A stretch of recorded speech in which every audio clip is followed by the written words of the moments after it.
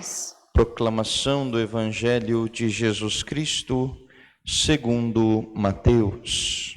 Glória a vós, Senhor. Naquele tempo disse Jesus aos seus discípulos: quando orardes, não useis muitas palavras como fazem os pagãos. Eles pensam que serão ouvidos por força das muitas palavras. Não sejais como eles, pois vosso Pai sabe do que precisais, muito antes de que vós peçais. Vós deveis rezar assim: Pai nosso que estás nos céus, santificado seja o teu nome. Venha o teu reino. Seja feita a tua vontade, assim na terra como nos céus. O pão nosso de cada dia dá-nos hoje. Perdoa as nossas ofensas, assim como nós perdoamos a quem nos tem ofendido. E não nos deixes cair em tentação, mas livra-nos do mal. De fato, se vós perdoardes aos homens as faltas que eles cometeram, vosso Pai que está nos céus também vos perdoará. Mas se vós não perdoardes aos homens, vosso Pai também não perdoará as faltas que vós cometestes. Palavra da salvação. Glória a vós, Senhor.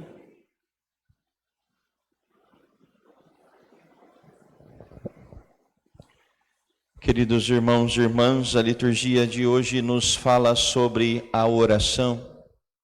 E nosso Senhor nos dá conselhos preciosos se de fato queremos nos colocar em oração, nesta conversa íntima e pessoal com Deus. E por ser uma conversa íntima e pessoal com Deus, a oração não é essa barulheira que muitas vezes nós fazemos. Como disse Jesus, quando orardes, não useis muitas palavras, porque assim fazem os pagãos. O pagão não tem um Deus, por isso que ele precisa, à força de muitas palavras, tentar convencer a si mesmo de que aquilo deve ser assim ou desse outro modo. E muitas vezes a nossa oração, ela vai por esta linha, onde à força de muitas palavras nós tentamos primeiro nos convencer, depois convencer a Deus, como se fosse possível que nós mudássemos alguma coisa em Deus, porque não é. Então, diante de Deus, Santa Teresa vai nos ajudar muito nesta questão do como falar com Deus. Não é oração se nós primeiro não sabemos com quem nós estamos falando. Nós precisamos ter esta consciência quando paramos, quando guardamos ali alguns minutos do nosso dia para estar a sós. Nós precisamos saber com quem nós estamos a sós. Se é com Deus ou se é com algo que nós vamos ali inventando, criando na nossa própria imaginação. E além disso, ela vai dizer que não só com quem, mas do que nós vamos falar. O que eu preciso dizer a Deus? E aí então o Evangelho nos ajuda, que já que não é com muitas palavras, nós, quando vamos rezar, devemos assim dizer, como disse Jesus, e aí Jesus ensina o Pai Nosso. Há muitos pontos para meditarmos no Pai Nosso. O Pai Nosso, cada pedido do Pai Nosso já é um assunto para um tempo, e um grande tempo de oração. Cada vez que nós pensamos ou rezamos ou pronunciamos estas palavras, precisamos então, dentro desta dinâmica, sabendo que estamos falando com Deus, precisamos lembrar do que nós estamos falando. Quando rezamos, por exemplo, santificado seja o teu nome,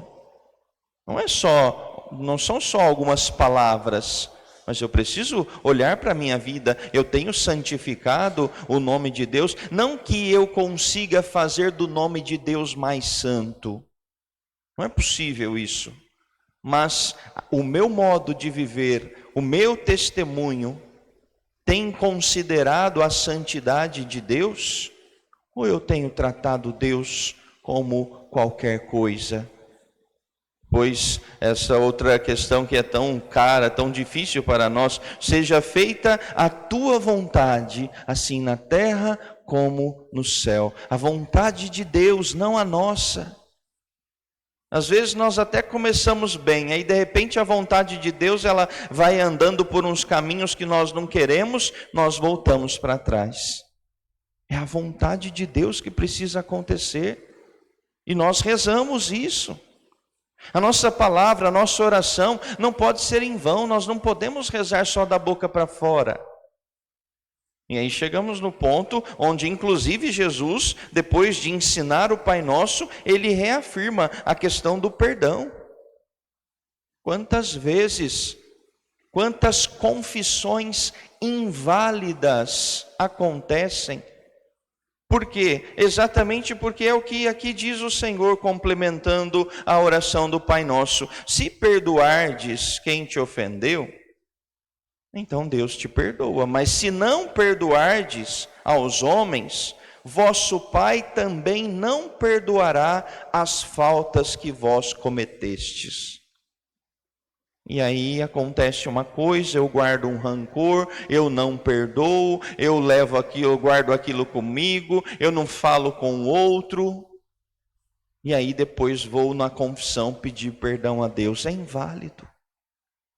É inválida a confissão, não foi perdoado os seus pecados. E não é que o padre, mas o padre deu absolvição. Sim, ele pode ter dado, talvez até por não saber disso, não saber que você não tinha perdoado o outro. Mas aqui a palavra está dizendo: se eu não perdoo, eu estou dizendo para Deus: Senhor, não precisa me perdoar. E sem o perdão de Deus, onde é que nós vamos? E guardem uma única coisa sobre o perdão: o perdão precisa ser dito. Ah não, tá bom, então aquela coisa que aconteceu lá, deixa para lá. Não, o perdão não é deixa para lá, o perdão precisa ser dito: fulano, isso que você me fez, me ofendeu, e eu te perdoo. É assim. E faço isso por amor a Deus, não faço isso pelo outro. Ah, padre, fui fazer essa coisa aí que o senhor falou, a pessoa virou as costas para mim, deixou eu falando sozinho. Não tem problema, porque você não fez por ela, nem por você, você fez por amor a Deus. A sua recompensa não está aqui, está no céu. É assim que nós vamos viver bem o tempo da Quaresma. Sem o perdão, nós não damos passo algum, porque sem perdoardes aos outros, não seremos perdoados por Deus, e assim nós não alcançaremos a graça de vivermos a Páscoa, de celebrarmos a ressurreição do Senhor, porque não é só uma celebração litúrgica que vai acontecer daqui a alguns dias, não. Precisa ser de fato uma celebração, algo que mude, que transforme, que ilumine a nossa própria vida. Então peçamos ao Senhor e deixemos o orgulho de lado, a nossa prepotência ou tantas outras coisas que nos impede de reconhecer o nosso erro, o erro do outro, e perdoar e dar o nosso perdão. Não são páginas fáceis do Evangelho, mas nós não podemos rasgá-las e deixar para lá. Precisamos colocar em prática a palavra de Deus.